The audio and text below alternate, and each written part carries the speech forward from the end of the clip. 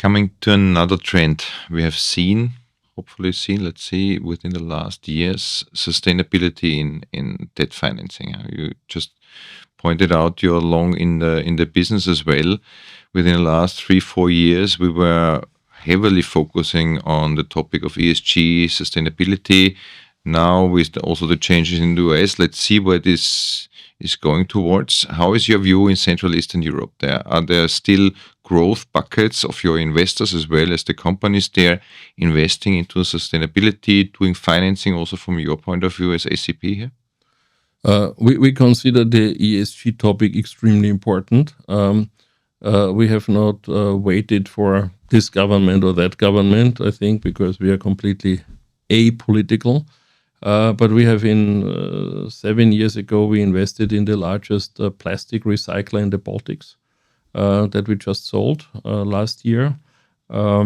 We financed these recycling, the sorting lines for the plastic recycling. We invested in a company in Romania, which is the biggest plastic bottle recycler. And we financed a huge line just for the recycling. So before there was this taxonomy rulings in the EU, because we think when we see the amount of waste, there are opportunities to make a commercial business out of it. So we are not a green fund. We are here to make money for investors. But we also owe something to society. If we find a project that is green and makes money, we should be on it. And Central Eastern Europe has had a very bad track record of especially environmental care. In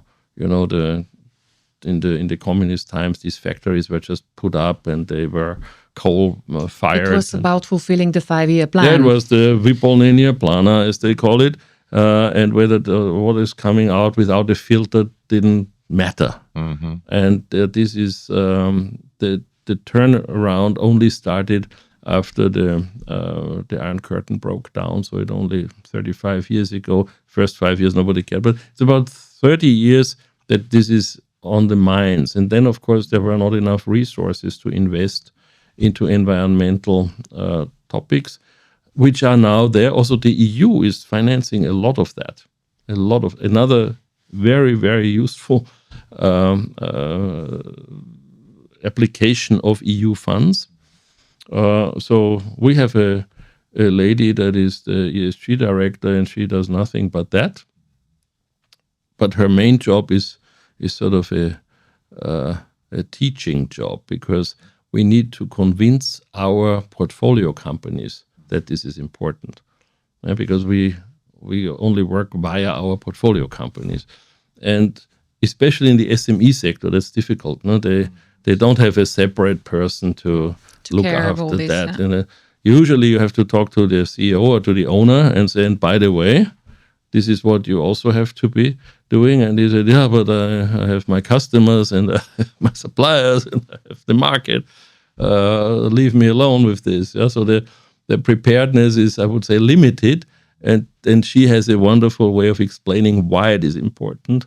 And especially the best argument is when you ever want to sell your company, in 2 years, in 5 years, in 10 or in 20 years, the buyer will want to see your track record in ESG. And if you don't implement it now, you will suffer in the future. This is the best argument for people to do it.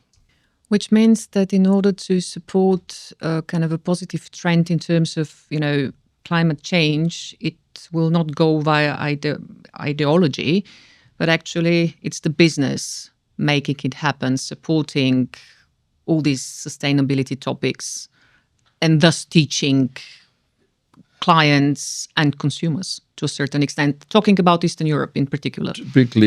Typically, I'm a big fan of the market. And when you show people that it makes sense that they do something from a market point of view, and this makes sense, they will do it. And that's why I also think that it will be the same in America, whether it's this direction or that direction. But at the end of the day, we need to protect our environment. And and if it makes sense from a commercial point of view to invest in that. You know how many people you have that do the photovoltaic panels, yeah. But this came out of the ESG movement, right? That didn't come out of the business as such. But now it makes sense, and we all benefit from it, yeah. Also in Eastern Europe.